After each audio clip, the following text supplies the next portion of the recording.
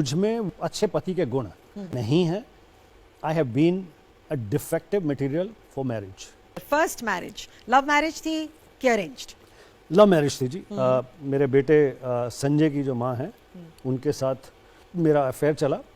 वो गोवा क्या के करती थी? जी. वो क्या करती थी? वो एक नॉर्मल लड़की थी. ओके. गोवानीज हैं, गोवा की रहने वाली क्रिश्चियन. एंड उनसे इंटरेक्शन, रोमांस हुआ. रोमांस शादी में बदल गया. शादी से मेरा बेटा हुआ संजय ग्रोवर. और उसके बाद कुछ ठीक नहीं चला तो हमने समझदारी से दोनों ने तलाक कर ली. फिर एक बार शादी की तो रोमांस भी हुआ होगा. उसमें थोड़ी सी कुछ नहीं कह सकता. I have defects of being obsessive.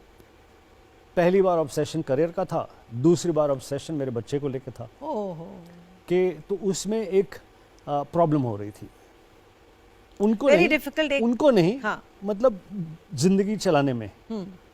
तो आई वुड से कि डिफेक्ट जो है वो हर सर्कमस्टेंसेस में डिफेक्ट. आज आपका बेटा सेटल हो चुका है. He is in America, touchwood, he is doing very well for himself. Film line उन्होंने नहीं ज्वाइन की directly, not as an actor, लेकिन फिल्म लाइन से प्रोड्यूसर है. एंड हॉलीवुड के स्टूडियो एमजीएम में बहुत बड़ी पोस्ट पर है वो. हाँ. आज अगर आपकी लाइफ में कोई अच्छी सी वुमन आ जाए तो आप फिर से एक बार सेटल होना पसंद करेंगे? अब तो मैं अपने डिफेक्ट पर काम कर चुका हूँ. हाँ. तो ready for the third round? I am ready for third. Wonderful. Real life में खलनायक होने की वजह से आपको कभी भी लोगों के एटीट्यूड में खास तौर पर क्या कहते हैं कि जो फीमेल फैंस हैं उनके अफेक्शन को लेकर बहुत हुआ. वो घबराती थी बहुत. मेरी शुरू की फिल्म सोनी महिवाल की शूटिंग हम कर रहे थे चंडीगढ़ में. मशहूर खलनायक मैं हो चुका था. अच्छा नामी, मशहूर नहीं हुआ था, अच्छा नामी खलनायक था. तो मेरे को ऑटोग्राफ ही नहीं ले रहा था. सब सनी देओल और पूनम से ऑटोग्राफ ले रहे थे, पूनम ढिलोन से. तो मैंने कहा शायद मुझे पहचान नहीं रहे पगड़ी और दाढ़ी में. तो मैंने उमेश मेहरा जी की वाइफ रितु मेहरा और पूनम ढिलोन को कहा कि आप लोग जोर से ना मेरा नाम लेकर मुझे बुलाइए तो ये लड़कियां घूम कर देखेंगी. हाँ, मेरी तरफ. हाँ. तो मैंने गुलशन ग्रोवर एक मिनट, गुलशन ग्रोवर. ये जब हीरोइन बोल रही है और मेरी भाभी उमेश मेहरा जी की वाइफ बोल रही हैं तो भी लड़कियां मेरे पास नहीं आई ऑटोग्राफ लेने. फिर मैं शाहरुख के साथ में वर्ल्ड टूर कर रहा था, परफॉर्म कर रहा था. तो वैंकूवर, टोरंटो, इस जगह की जो फैंस हैं ना उनके लिए मेरे प्रति बहुत सम्मान है. उनका अफेक्शन बहुत ही वोकल है.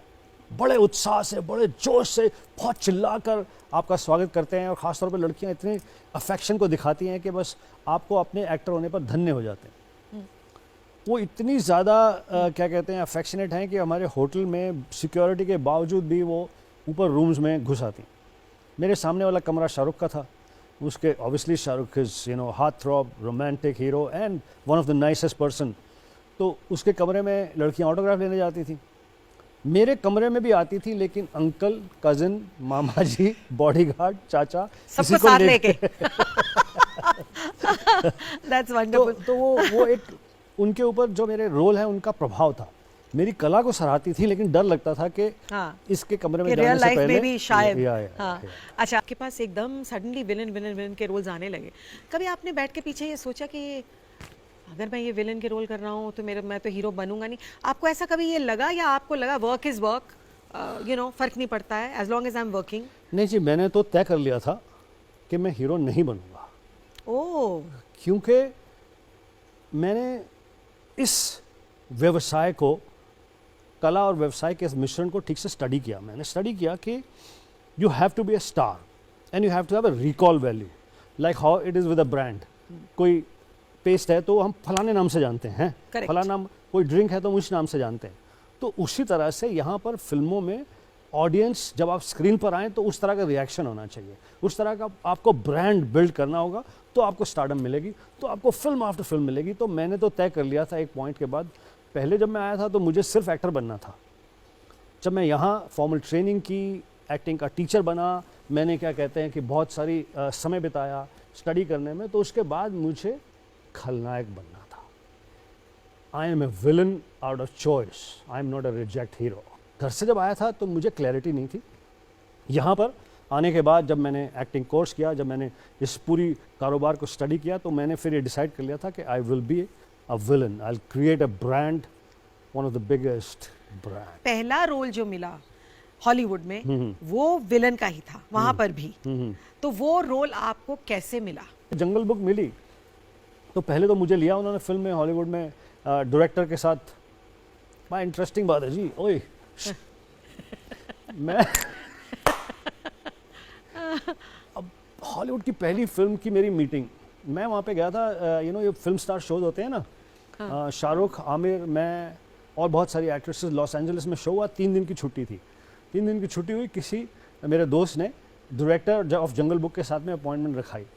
अब मैं खड़ा इसलिए हुआ कि बॉलीवुड के एक्टर को शीशा देखने का बड़ा शौक होता है, कंघी फेरने का बड़ा शौक होता है। तो मैं ऑफिस में जाने से पहले बाथरूम में गया, अपने बाल वाल बना रहा था, कंघी हमेशा रखता हूँ, कंघी शंगी फेर रहा था। ओए खराब नहीं हो जाए यार, अच्छा ये कर रहा था। तो एक आदमी अंग्रेज हाथ धो रहा था, मेरी तरफ देखे जा रहा था। He says, "Are you Gulshan Grover?" I said, "Yes, I am." He says, "I'm the man you've come to meet." अब मैं सोचो यार अब क्या करूं? मैं बन रहा हूँ यहाँ पे बॉलीवुड में। आप हर शॉट से पहले 50 बार कंघी फेरते हैं, ये करते हैं, वो करते हैं। बोला डायरेक्टर से मिलने जाना है, जरा मैं अपना सेट तो कर लूँ सब कुछ। तो डायरेक्टर तो वहीं खड़ा था बाथरूम में।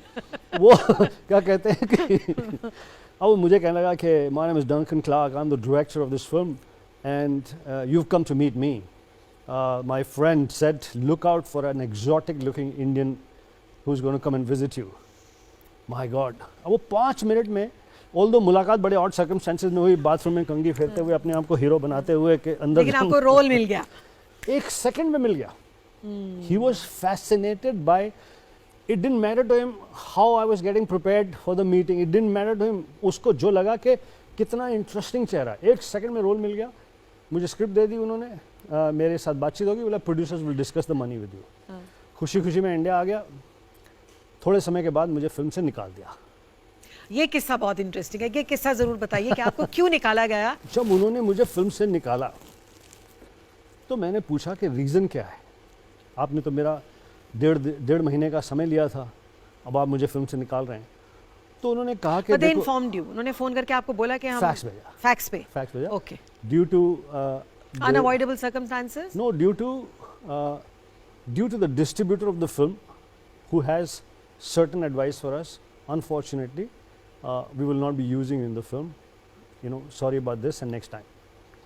तो मैंने बहुत कोशिश की उनसे जानने की। तो एक बार जब मैंने बहुत फ़ोन किया तो उन्होंने कहा कि you see, it's a major role in a large, big American film.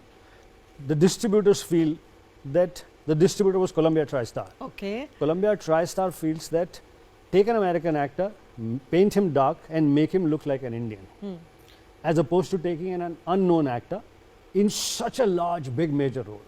Okay. इसलिए आपको निकाला जा रहा है। यही मैं प्रूव करना चाहता हूँ, उस समय हम सारे बॉलीवुड वाले उनके लिए अननोन थे। निकाल दिया, मुझे बहुत दुख हुआ, बड़ा डिसहार्टन हुआ। लेकिन डायरेक्टर ने वो पोत कर गोरे के साथ शूटिंग शुरू की। उसे पसंद नहीं आया। ओके। बड़ा एक्टर था वो, नामी एक्टर था। डायरेक्टर कहने लगा this is looking fake, I want that Indian actor, he has a face that I like, he has shifty eyes, he has big big eyes, क्या क्या उसके दिमाग में था। तो कहने लगा मुझे वो एक्टर चाहिए। मीटिंग हुई कि डायरेक्टर ऑफ द फिल्म बोल रहा है कि हम फिल्म का सत्यानाश कर रहे हैं, ये फिल्म कोई नहीं देखेगा अगर ये गोरा फेक लग रहा है। तो मुझे उन्होंने फ़ोन किया और खुलकर कहा कि आप चाहें तो इस सिचुएशन को एक्सप्लॉइट भी कर सकते हैं, आप चाहें तो हमारी हेल्प कर सकते हैं, हम आपको फिल्म में वापस लेना चाहते हैं। मैंने कहा जी मैं खुश हूँ, मैं बिल्कुल एक्सप्लॉइट नहीं करूँगा। कब? इसे आज ही। ओह गॉड। तो यहाँ जो इतनी सारी आप फिल्में कर रहे थे उनका क्या हुआ? जी मैंने कहा जी कि आज तो नहीं निकल सकता, मेरी 2 चीज़ें, एक तो आप मुझे ऑफ़र लिखी हुई भेज दीजिए, पिछली बार आपने लेकर निकाल दिया, आप मुझे फैक्स कीजिए ऑफ़र, रिटन ऑफ़र। दूसरी बात यह कि मैं आपको कल सुबह बताऊंगा। मेरा आउटडोर था फिल्म यस बॉस का, शाहरुख के साथ। तो मैंने शाहरुख को फैक्स दिखाई और उसे बताया कि ऐसे ऐसे मुझे हॉलीवुड की फिल्म मिल रही है, मैं कब से कोशिश कर रहा हूँ, ये फिल्म मेन रोल है, मेजर रोल है। उसने फैक्स पढ़ा, उसने कहा कि यू गो। शाहरुख ने उनसे बात की, मैंने भी उनसे रिक्वेस्ट किया प्रोड्यूसर डायरेक्टर से, और मैं उस हॉलीवुड फिल्म में काम करने के लिए चला गया।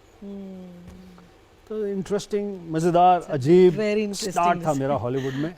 बहुत ही इंटरेस्टिंग स्टोरी थी। हॉलीवुड में जाने से आपके बॉलीवुड में आपके रोल्स कुछ कम हो गए, बहुत कम क्योंकि हुए। यहाँ के लोग ऐसे बहुत सोचने कम लगे कि हुए। आप तो भले आप शिफ्ट नहीं हुए, लेकिन वो सोचने लगे कि आप शिफ्ट हो गए हैं।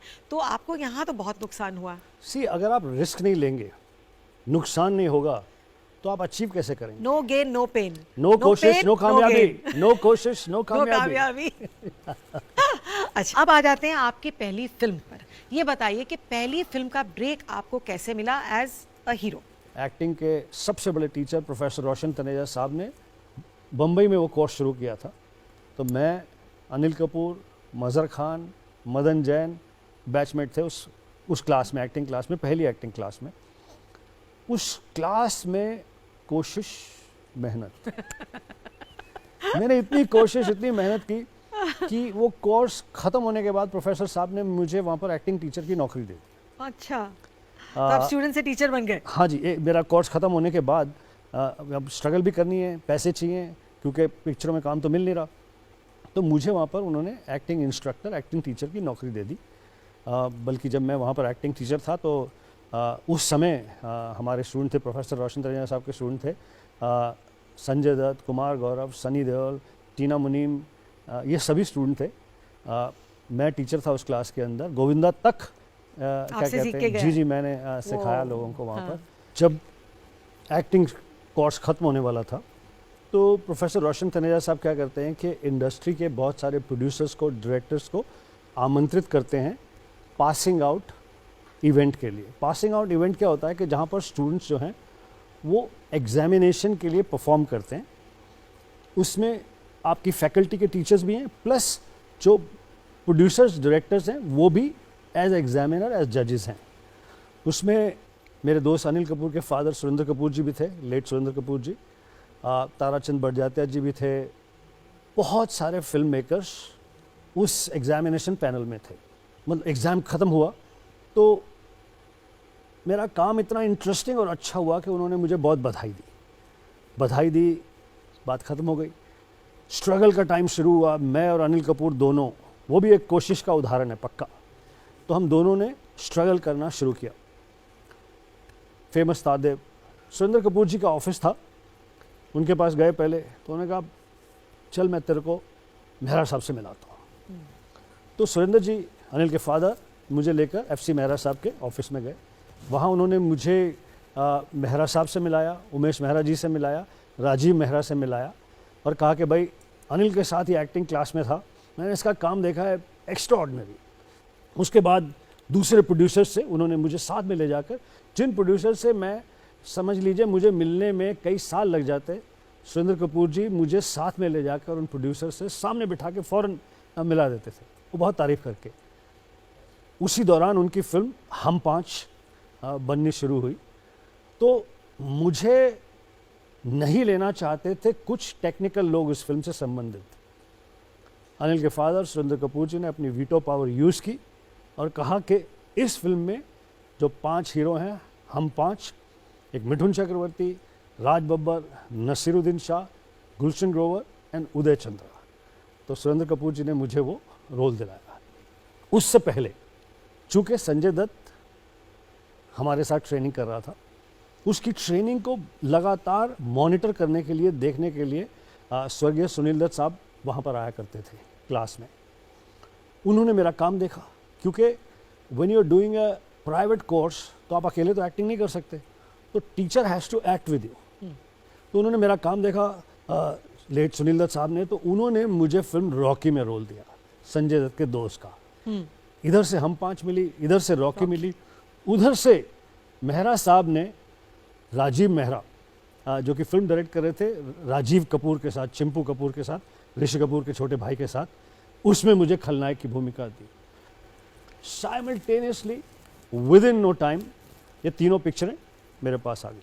आपका ड्रीम रोल, गब्बर का रोल। अपने डायलॉग्स में से आपका favourite dialogue, bad man. Favourite film का जो लाइंस हैं एज अ विलन जो आप बोल चुके हैं, प्लीज खड़े होके हमें दिखाइए। उफ, एक, ओके, फेवरेट। सिर्फ एक? ये नहीं हो सकता, 25, 30, 50। हमारा शो कल खत्म होगा फिर। 2-3 दिन चलने दीजिए। हाँ जी, बताइए। केसरिया ये तो फेल हो गया, तो पास कर देते हैं इसे। सुपर। अच्छा, दिल्ली, मुंबई या Los Angeles, your favourite city? Delhi ने मुझे जन्म दिया, मुंबई ने मुझे पाला और लॉस एंजलिस वाली आंटी ने मुझे चॉकलेट दी, तो तीनों मेरी फेवरेट है। आपकी फेवरेट इंटरनेशनल फिल्म? स्कारफेस। आपके बारे में एक ऐसी बात जो कोई नहीं जानता? अब मैं शादी के लिए तैयार हूँ। अगर आप एक्टर ना होते तो मैं होता ही नहीं शायद। आपकी लाइफ में अगर आपको एक चीज बदलनी हो तो वो क्या होगी? परफेक्शन की कोशिश। बहुत बहुत तकलीफ होती है, बहुत दर्द होता है टू बी परफेक्ट। अगर एज अ विलन एक हीरोइन को डेट करना हो तो कौन सी हीरोइन चुनेंगे? Angelina Jolie. Batman, Superman, Spiderman, choose करना हो कौन सा रोल? सुपरमैन। एक आइकॉनिक विलन कौन है इंडियन सिनेमा में? एक नहीं, बहुत सारे महान विलन्स की से प्रेरणा लेकर, इंस्पिरेशन लेकर एक विलन आपके सामने बैठा है, गुलशन ग्रोवर।